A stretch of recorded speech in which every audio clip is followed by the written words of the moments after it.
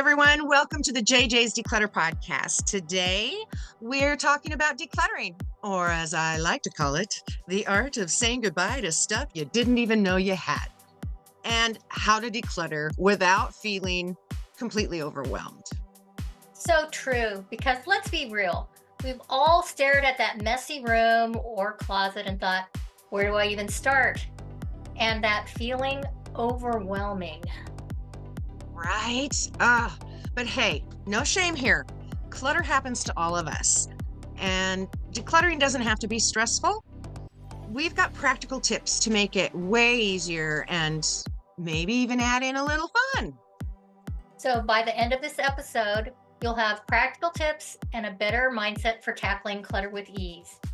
So grab a cup of coffee or a trash bag and let's get started. Absolutely. All righty. So let's start with why decluttering feels so overwhelming. First up, emotional attachment. Yes.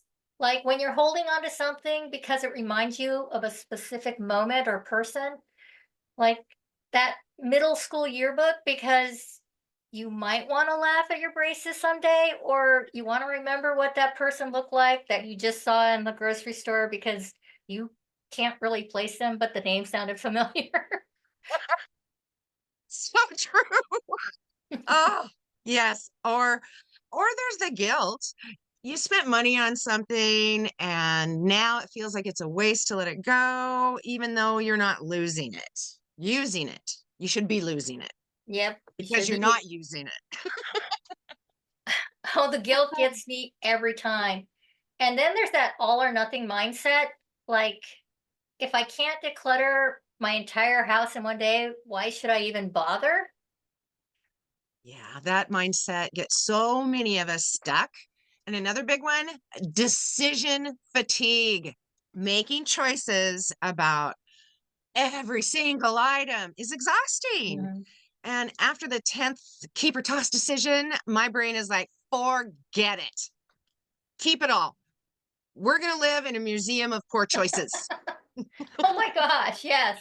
It's like your brain just says, nope, I'm out halfway through the process. But here's the thing, feeling overwhelmed is normal. And the Mhm. good news, there are ways to make it less stressful. Yep, that's right. So, okay, let's talk about mindset shifts because this is where the magic really starts to happen. Since sometimes the hardest part of decluttering isn't about the stuff, but it's about the stories we tell ourselves about that stuff. Mhm. So the first mind shift is let's kill the idea of perfection. Aim for Yes. small wins rather than drastic transformations. And that's huge. Progress over perfection. Even if you only clear one shelf, that's still progress. This isn't a Pinterest contest, and you're not going to have your closet looking like a magazine spread, by tomorrow. And that's okay. Exactly. And another thing, set realistic expectations. You don't need to tackle an entire room in one go.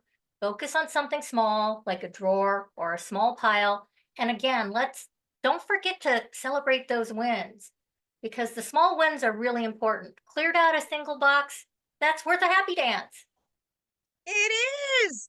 And I love this one. Reframe how you think about decluttering. Think about Mhm. what you're choosing to keep instead of the stuff you're getting rid of. Yep. It's about making space for the things that actually make your life better. Like maybe keep the fancy wine glasses and toss the 3-year-old pile of takeout menus. Because they're online now. And for the love Yeah. of clutter, give yourself permission to let go.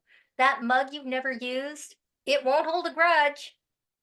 It's okay if an item has served its purpose. And now it's time for it to move on. So let's get on with our lives and get rid of the things that aren't serving us anymore. Oh, so true. And pro tip, when you're stuck, just ask yourself, would I buy this again today? And would I pay full price? If the answer is no, it might be time to let it go. Yep. So now let's get into the juicy stuff, the actual decluttering strategies. Ooh. Starting with my personal favorite, the hashtag decluttering dozen. Hashtag decluttering dozen. I love this one. You set a timer for 12 minutes, and that's all that you're going to commit to. Yep. Most of the time, you'll end up doing more um, because you're already in the zone, or you stop after 12 minutes and feel like a champion. Win win. Another great one is our keep or let's go system. You grab 5 boxes or bags and label them keep, lives elsewhere, trash, sentimental, and goes out. And suddenly decision making feels so much simpler. Oh, and how about working by category instead of by room? Yeah. So, for example, tackle just books or just clothes. That way, you're not bouncing from your closet to the bookshelf, back to that weird pile of batteries in the junk drawer. And speaking of batteries, if you've been hoarding them thinking you'll test them someday, believe me, you won't. Just toss those dead ones already. Another fun one is the one in, two out rule. For That's every, Julie's rule. that's my rule. Most people use one in, one out. Julie uses one in, two out. You want to declutter, you want to get rid of stuff. Yep. More needs to leave than you're bringing in. Yeah, that's So for true. every new thing you bring in, you're going to let go of two. But you buy new shoes, goodbye old flip flops that haven't seen the light of day since 2010. And actually, a pair of shoes can be counted as two items. Oh boy. And if you're really stuck, start with the high impact areas like your kitchen or your nightstand. Trust me, nothing feels better than finally having room for your coffee mug or your phone charger at the same time. At the same time, oh, wait, there's a caveat. They're both going to fit now. So, oh my gosh, bonus tip, find an accountability partner, a friend, a family member, or just join our free private Facebook community. It's more fun to declutter with friends. Yep. Or, even just turn it into a game. See how many things you can declutter in 12 minutes. Winner gets to pick the next movie or the next restaurant. Oh, yeah. So, okay, let's just recap the things that we have talked about. Overwhelm, totally normal, totally normal. But you can tackle it by shifting your mindset and breaking the process down into small, doable doses and remembering that every little bit counts. Exactly. Decluttering is about making your space work for you. No one's expecting you to turn your house into a Pinterest perfect dream overnight. Just focus on making progress and celebrate those wins. Absolutely. So here's your challenge, spend 12 minutes today decluttering something. It could be your desk, your car, that one mystery pile of random things on the counter in the kitchen.